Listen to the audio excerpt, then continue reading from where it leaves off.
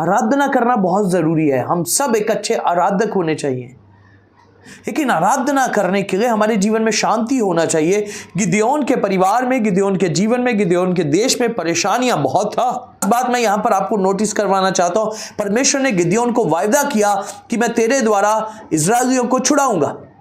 एक वायदा यदि मेरे और आपके पास है, हम परमेश्वर की आराधना आत्मा और सच्चाई से कर सकते हैं।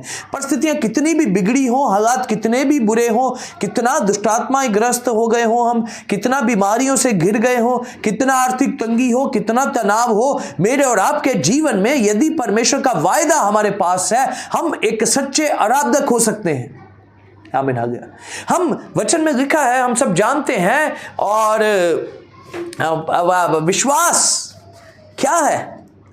आशा की हुई वस्तुओं का निश्चय और अनदेखी वस्तुओं का प्रमाण ही विश्वास है। चाहे आप आपके बेटर जीवन को नहीं देख पा रहे, पर यदि वायदा, प्रभु का वायदा आपके साथ है, आप आपके जीवन में शांति पाना है। आमीन। यदि बाइबल का कोई वायदा आपके जीवन के साथ कंसर्न हो रहा है, आपको लग रहा है इस सिचुएशन में परमेश्वर का ये वायदा मेरे लिए हो सकता है, ये वायदा मेरे लिए है। सब वायदे हम सबके लिए नहीं है, याद रखिएगा। बाइबल के सारे वायदे सबके लिए नहीं है।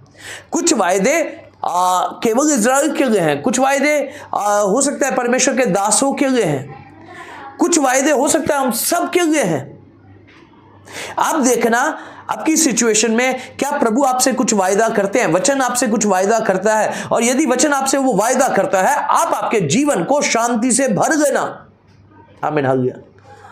विश्वासी जन देखने से नहीं है, पर विश्वास की आंखों से देखता है। विश्वासी जन अनदेखी वस्तुओं का निश्चय ही विश्वास है।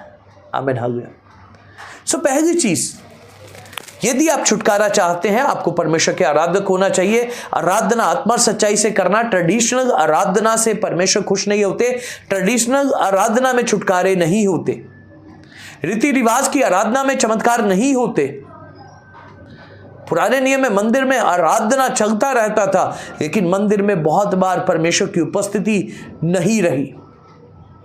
लेकिन बहुत सारी जगहों में मंदिर नहीं है। मूसा कहीं पहाड़ पे परमेश्वर को बलिदान चढ़ा रहा है, नूहा बलिदान चढ़ा रहा है, एलिया बलिदान चढ़ा रहा है, वहां पे चमत्कार हो रहे हैं।